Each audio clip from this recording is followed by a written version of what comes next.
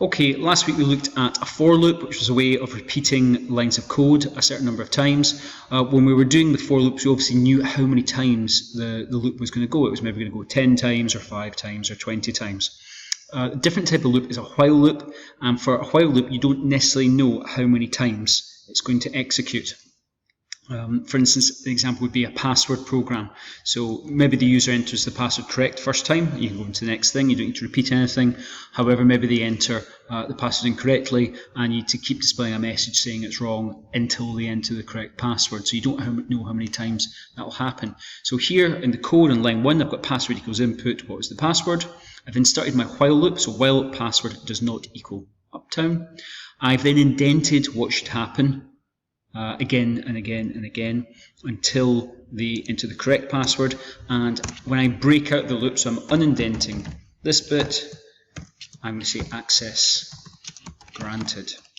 So it will keep displaying a message of access denied until they enter the correct password and it goes to access granted. There is something missing from this program as well. Right now I'll run it and we'll see what's missing, what's wrong with it. So what's the password? Let's enter it correctly. I'll say uptown, and it says access granted, so that seems to be working. Let's enter it incorrectly, and press return, and it keeps displaying access denied, because in this program there's not a chance for them to re-enter the password. So what we need to do is repeat this line of code inside our loop, so that it will display access denied and then ask them the password again. So now if I run this, what's the password? If I put something wrong, it will say access denied, it will keep asking me. If I put uptown in capitals, it won't recognise that. But if I put in uptown correctly, it recognises it and access is granted. I can use this, what else could I use a while loop for? I could also use it with numbers if I wanted to. So while number is less than 20,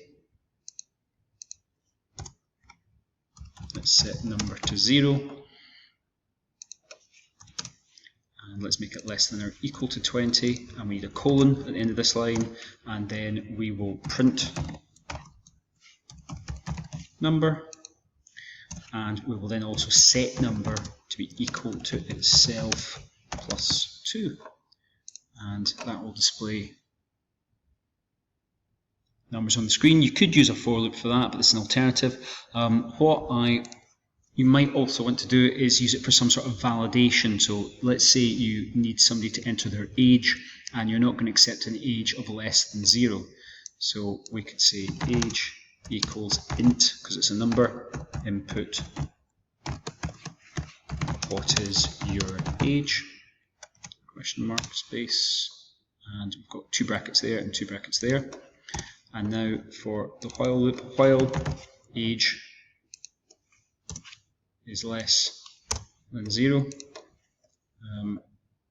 presumably nobody age 1 is going to be using the program, we'll print an error message that is not a valid age, and obviously we ask for their age again.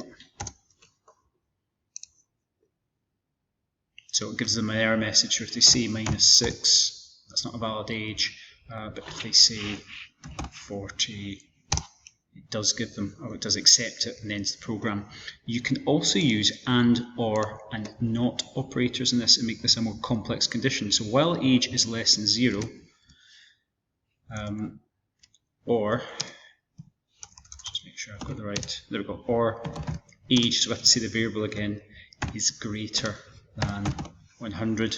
We obviously might get somebody very old being 110, but we'll just set this as our range for this. And we'll print a success message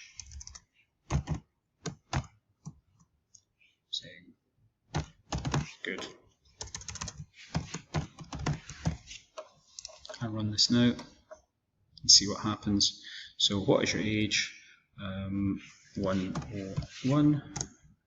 That's not a valid age. If we put it in as 99 though, it says good.